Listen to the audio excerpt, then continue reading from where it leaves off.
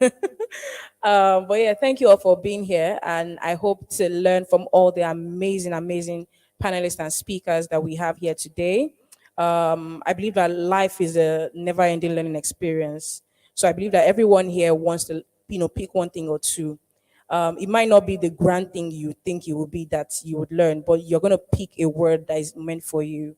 And I hope that this seminar makes an impact in your life as you live here today, and you go on to make an impact in the world and help Nigeria grow. Thank you all. Yeah, now we're competing in the phone, right? Okay, thank you very much. That was Tolani Thomas Allison.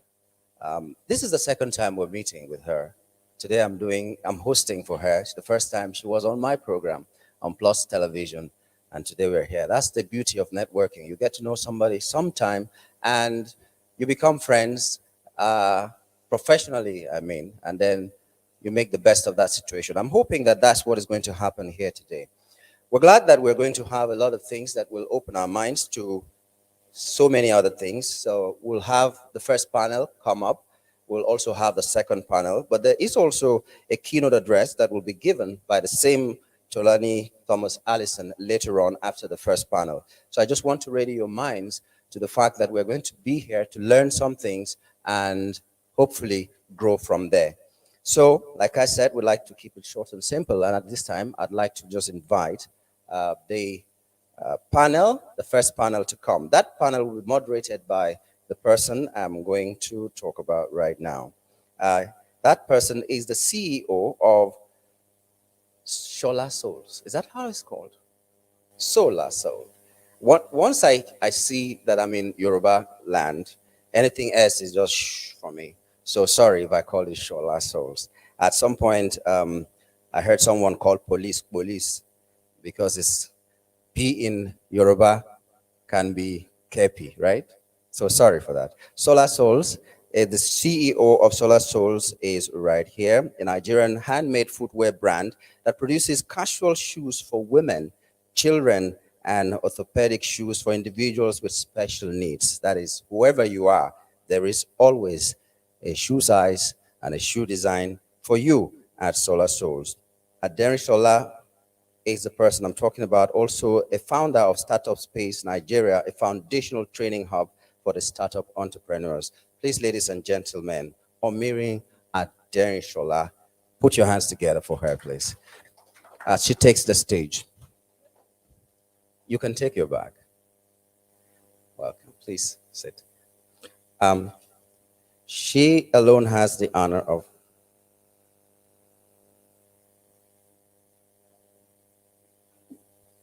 So please, let's have another microphone for her.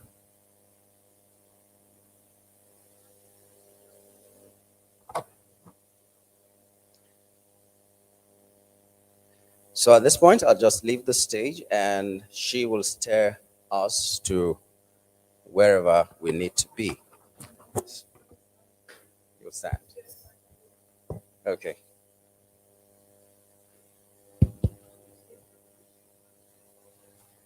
Good afternoon, everyone. Good afternoon, everyone. Please, now let's keep the energy up now. Why are you guys doing this? Good afternoon again. Trust we're all doing very well. I'm super excited to be here myself. And thank you so much, Tolani Thomas, for this amazing opportunity. I love it every time they call me. All right. So before I introduce this person, please just give me about a minute. For everyone in this room, I want you to know, I mean, we have business owners here, and most of the time it's very important that you seize this opportunity to leverage on people's experiences. I'm going to give you two instances here. You have someone that has direction, and then you have someone that doesn't. The person that has direction has probably spoken to Oluremi Martins, and then she says, do this and don't do this. And probably what she's saying is, when you take 5 steps, you jump and then you move left. That person has gotten direction. Why? Because you are leveraging on her experience, okay? But the other person is saying, oh, I'll just do it as it comes. I don't really care what these people are saying. Let me just be here. Let me just take pictures. Please, any opportunity you get to hear from people, to learn from their mistakes, and learn the things they're doing to make their businesses thrive, please make sure to seize that opportunity. It's very important. It will save you from a lot of unnecessary mistakes. Okay, so I hope that spoke to someone. So please put your mind on this panel. So our first panelist is the business director of 360 Hubspot, a media buying agency that serves companies in Nigeria and globally. Are you putting your hands together, or you want me to? Please clap now. Thank you. He is a media buyer and strategist who has worked on successful projects within Nigeria and the Middle East. He is passionate about simplifying ways business owners can maximize different advertising channels and tools to increase value, brand awareness, and return on investment. Please put your hands together as we welcome Yinka Onigbinde. Please put your hands together as you get. It's this way. Thank you for being here. Our next panelist is the founder of Natural Girl Wigs, a black hair extension brand. She is a true trailblazer in the beauty industry, having built her company into a global success with over 30,000 customers in more than 80 countries. Are you clapping? Please clap. She also helps other black owned e commerce brands grow and succeed through our e-com collective community. Please welcome Oluremi Martins. Next up is our third panelist, a seasoned growth marketer with expertise in launching new brands and marketing campaigns. He has a diverse background in fintech industry, having worked with companies such as Carrywise, Okra, is it Okra? Okra, and Nestcoin. Currently, he's driving organic growth for retail product at Flutterwave, and he runs a successful food outfit called Knee Fries. Please put your hands together for Feranmi Ajetomobi. Our next panelist is a digital marketing professional with about 10 years experience that cuts across social media, media planning and buying strategy, and account management. She has managed billions of naira. Please put your hands together. Let me read it again. She has managed billions of naira in advertising budget for OEMs, FMCGs, banks, technology, oil and gas, and fintech, to mention a few. Put your hands together, please. She is also an actor, a writer, and producer. Her most recent project is the hit Netflix series Becoming Abby, which is inspired by her corporate journey. Please put your hands together for Bolu Essien. Please put your hands together till she makes it to the stage. Thank you. All right, so we have about 45 minutes for the panel to speak, and then they would all be answering two questions each that we have prepared. So just make sure you get like your is it your phone notes or your, because these people are about to cut soup. So make sure you try to tap from it, okay? Very important. All right. So my first question is going to let me see. Give me a minute. I'm trying to even locate the okay. And in case you have any questions, please note them down. So at the time I ask for it, you'll be ready and we'll be able to move from there. Okay, so my first question is to Yinka. Please, can we have another mic or do we pass this around? Okay, that's fine. All right, so to Yinka, you have been executing advertising campaigns for large companies. How do you adapt your sales approach to meet the changing needs of your clients? I mean, like it's a very dynamic space you have there, and how are you able to adapt your sales approach to meeting the needs of your clients? All right, thank you very much. Thank you once again to Halisi Consults for having me here. My name is Yinka, and I'm also into media buying. So, going directly to the question that you just asked, basically, we have one of the things that we know is that clients' requests or needs are always constant, like it's ever changing, and the desires to meet new demands is always increasing. So, one of the things that we do as a brand is to look at, for example,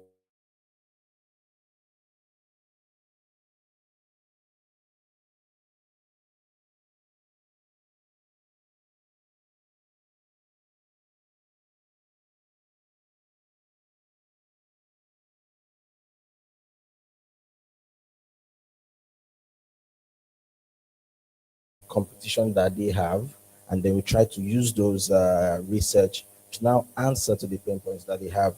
Another thing that we've noticed again is the fact that some of these new businesses, they actually go, what do you call it now?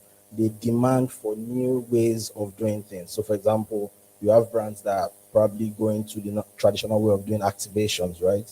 Or normal way of doing advertising. Now they are going. They need new advanced ways of doing it. For example, technology is everywhere. Social media is everywhere. And these days, you need these new ideas.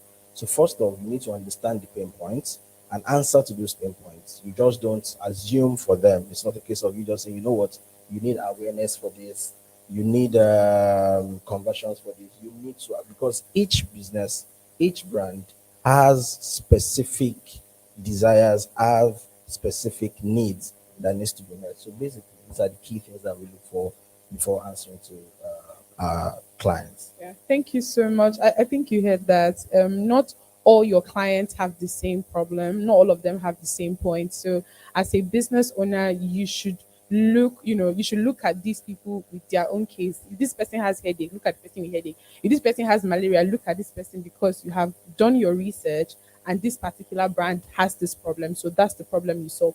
Thank you so much, Yinka. That was amazing.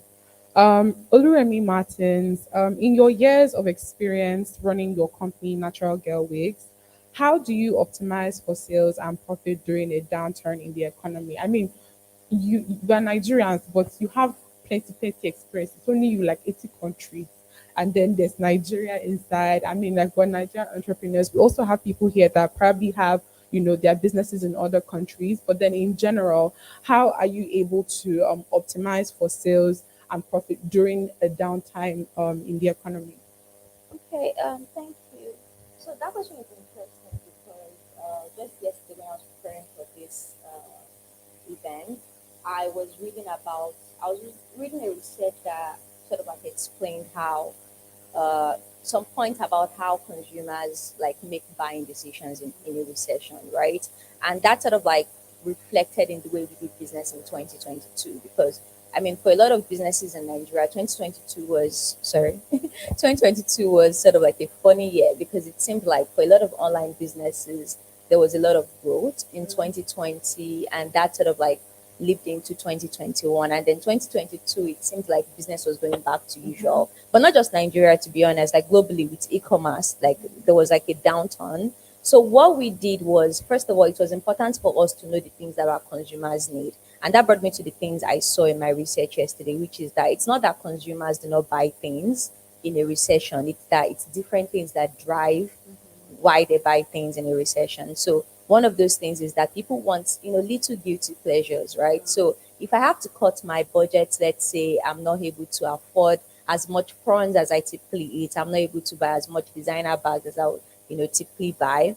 Maybe my guilty pleasure would now be, oh, I just want to buy candles, or I just want to, be able to buy this one thing that just, sparks joy for me. Like that's one of the things. Another thing could be that people are now looking to be loyal to one brand. That's one of the things the research says. So, which is that if I'm buying groceries, I want just one store. I don't want to be going up and down. I want to see like the deals that one store can give me to sort of like maximize my budget. So those were the similar things that we did. And one of the most important things we did at my business last year was we started doing more customer calls. So I literally spoke to over 200 of our customers on the phone. Like almost every day, I would speak to someone. I just wanted to know, oh, the people that were buying from us, why are you buying from us? What about our customer experience did you really like? Oh, if you bought from us once and you didn't buy again, why didn't you buy again? And I was hearing very odd things. Like people were just telling me, you guys are bullshit, get out. And some people were like, you guys are amazing. But that gave me a lot of like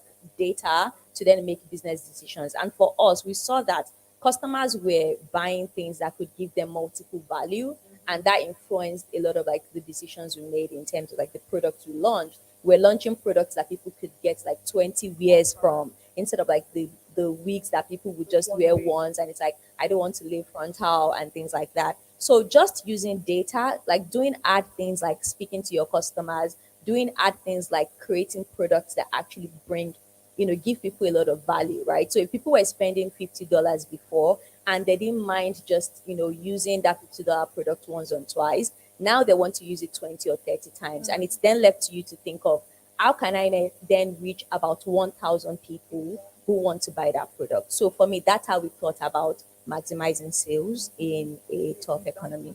Thank you so much. That was that was amazing. Please put your hands together. I mean, like we learned a lot from that. Is it checking your data? Is it the follow ups? I mean, you hear what she said about a lot of us are trying to even like me. I don't like to just said. I mean, I don't like to. We call it just weird.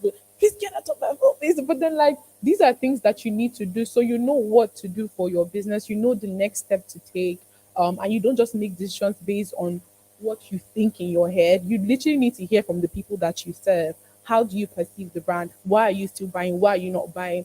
Thank you very much. Please put your hands together. That was amazing. All right, so to Feranmi Ajetomobi. Did I get that? Ajetomobi. Tomobi. Oh, Ajetomobi. B. Yeah, Ajetomobi. Ajetomobi. Yes. Pardon me. In your experience working with unicorns, fintech companies, and even your own food company, what strategies have you found most effective in maximizing sales? It works everywhere, unicorn or not unicorn and everything. I mean, I just believe those unicorn things are there's camera here, man. So you can quote me somewhere. So what maximizes sales is more about value. How well you communicate your value to people. Like she said very clearly, if you're just telling, like you have to speak to a particular value or what the person expects. Like for example, using the guilty pleasures thing that you just said now. I want to indulge in this particular thing. I'm communicating around that value. And it also starts from like when you're building up your marketing message. I've learned that a number of times because you want to just quickly sell, they're just saying, this is what we do, come and buy this. But there's no emotional touch to that entire flow of whatever you're communicating to the people. And it has to be persistency in the sense that because your marketing message probably failed once, does not mean that you would now not try again. That's number two. And in pushing out your marketing messages to drive conversions for sales, don't push out one message. Try out a number of things. You try out A, you try out B, you try out C, and measure and see what works before you now say, okay, we're going to double down on this particular thing. And once you find out what works, juice it out to the end. If you worked in 2021 and you worked in 2022 again, don't say there are no strategies and old sales pitch. Use it in 2023. Keep using it till it dies. That's how I believe about that. Thank you so much. I mean, we've heard it like diversify your methods and as much as you can, try to hack your code, like find what works for you and don't feel like, oh, nobody's doing this again. If it's working for you, stick to it and then you see the amazing things that will come out of that. Thank you so much, Feranmi. Okay, so to Bolu Essien, working in a leadership role at a large company like Cadbury is definitely not an easy task. And so my question is, how do you build and maintain customer loyalty that lasts, even in a tough economy? Okay, thank you very much for that question. So I would answer that question as someone who also has a business and in the current role I have. And considering that, I mean, this is also a meeting for small businesses, so it's important to contextualize it.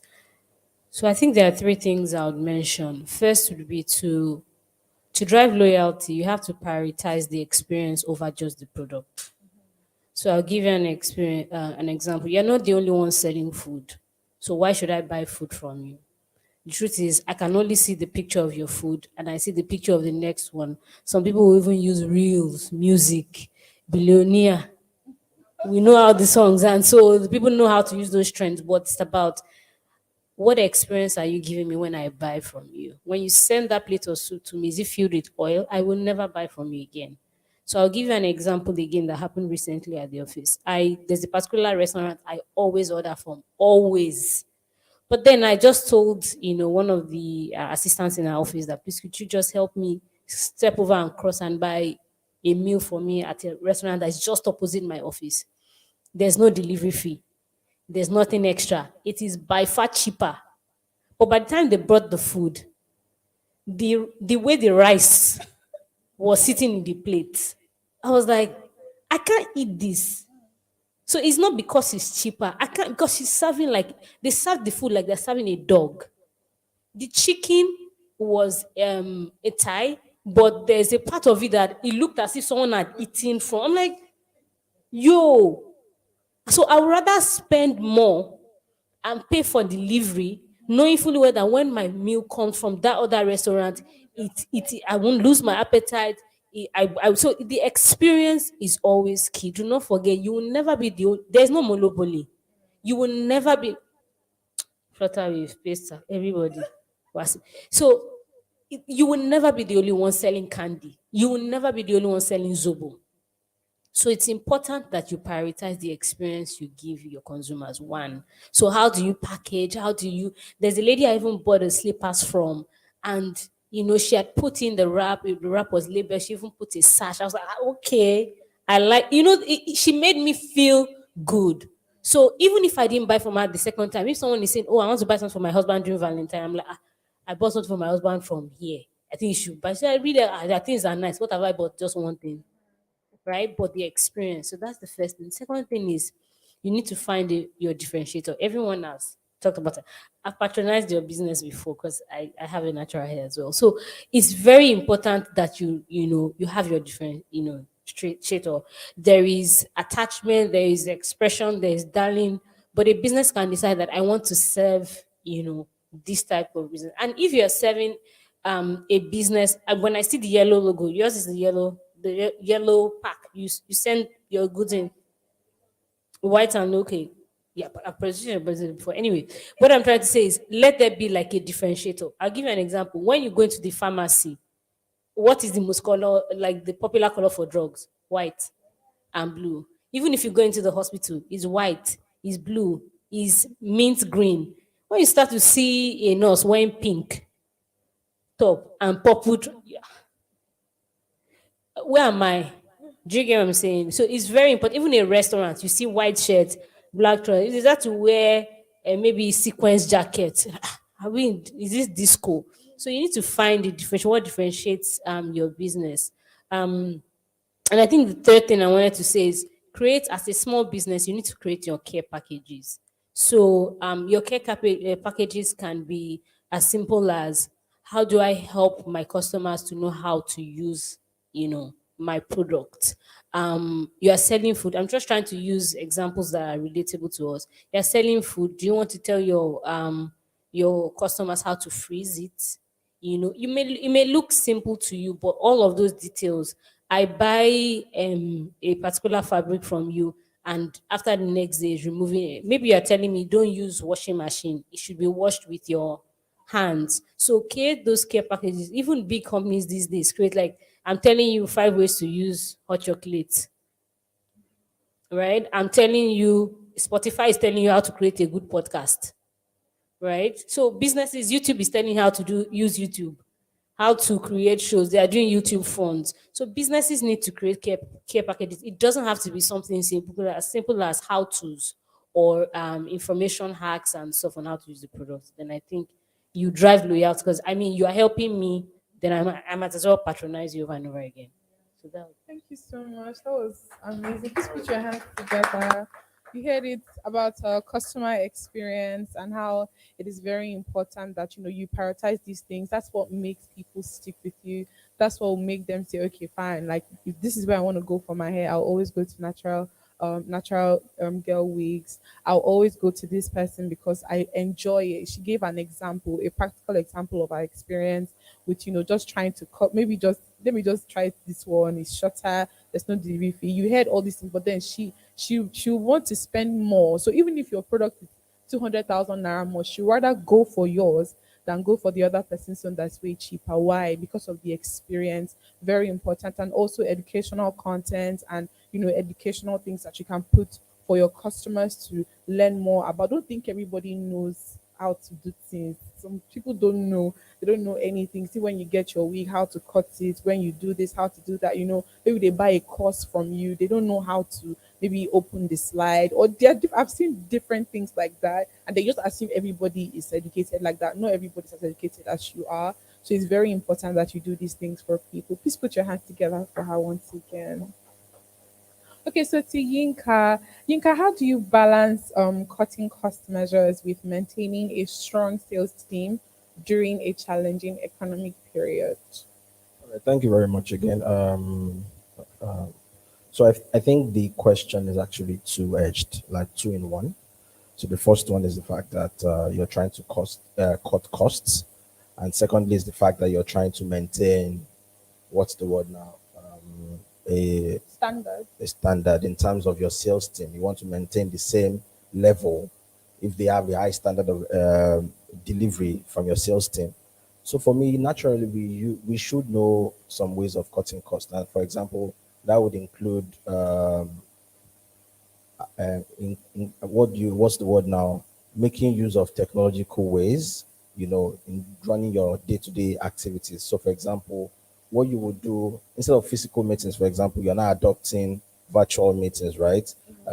For example, instead of you using paper, you are sending emails. All these things are natural ways that you can use to reduce cost.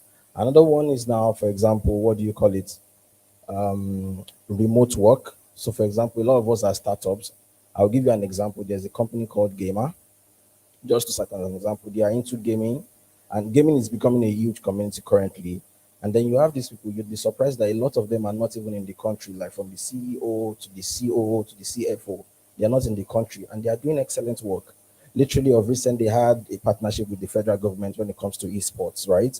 And you'd be surprised that maybe just one person was available for the signing of that contract that was in billions, for example. Every other person did virtual meetings, and this is the way it has been for them. And for a lot of startups, we believe that when I have a company, I need to have a building where people can physically come in, and then you end up hiring people that you might not even need, just to throw this perception that I am a company and I have arrived. So, to a large extent, I feel like these are ways that you can cut your cost. And then ultimately, there's this trend now, answering to your maintaining that sales team. There's this trend that's currently going on where even the huge companies like Meta, you know, Amazon, and the rest are now actually laying staffs off, right? And then you wonder, like, I think the last one I heard was about 10,000 employees that were like laid off in companies. And then you wonder what could really be the problem. It is obviously the economic challenges that people are facing. I think in Nigeria, I think the current stat I had was about 21.7 thereabouts inflation rate. It's a consistent move, and it's not just in Nigeria, which is one of the conversations I have with my friends. It's not just in Nigeria. Inflation is literally everywhere. So how do you get the best out of your team when you even have, for example, have to lay off some of your staffs, some of your best performing staffs? And don't forget that even some of these staffs have close relationships with the ones that you are still maintaining in your business. So if you lay some of them off, there is a tendency for bad blood, or for example, this feeling behind their mind that would I be the next person, and then for that reason, they might start looking for ways to escape and the rest like that. And it is crucial that you have a team and you know that the people that are like you're holding back are people that can actually deliver. It is crucial that you find ways to maintain that marketing team. So what are the things that you do? The first thing that I usually do is that you need to be transparent. You need to understand, you need to be able to communicate with that team, for example, that this is the way it is, right? It is because I feel like the CEO, or maybe let me say the ancient system of things is that I am the CEO, nobody can come to my office, to help with everybody and stuff like that. But ultimately, these days, you have the Gen Zs in your office. And interestingly, these people can deliver. Now, they might not be accustomed to coming to the office for 9 to 5. But when it comes to on the field and probably delivering on their KPIs, they are absolutely good at it. So, how do you maintain these people to give you the best of work? You have to be transparent. You have to communicate. This is the situation of things on ground, right?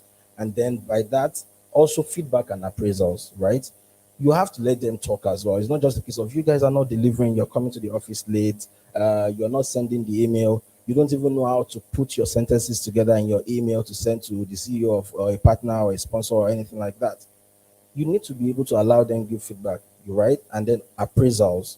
And appraisals should come from the right people. You cannot be getting appraisals from someone that is, if for example there's a bad blood between them and then you ask that person to give appraisals for XYZ, of course you're not going to get the right how do I call it, experience or the best of the what's the word now, ability of that particular person.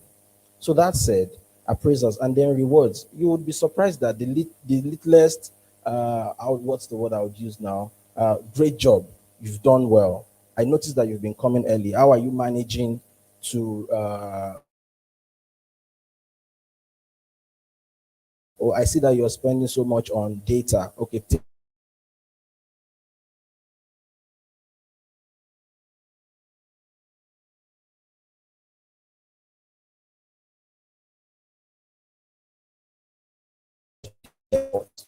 you got that effort. And then mechanics. While you're trying to hire, one of the first things I mentioned is the fact that you cannot, you should not look at hiring a lot of people. So you have to have in mind that to reduce cost and at the end of the day, be able to maintain the top talents that you have in your team, it is important that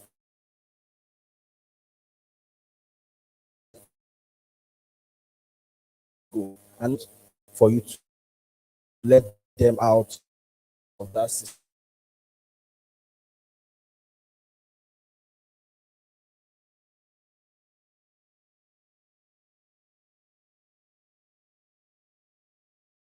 country, you know. So the I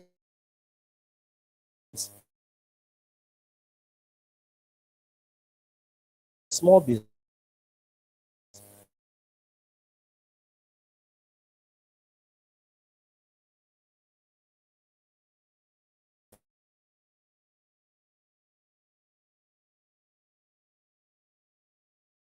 of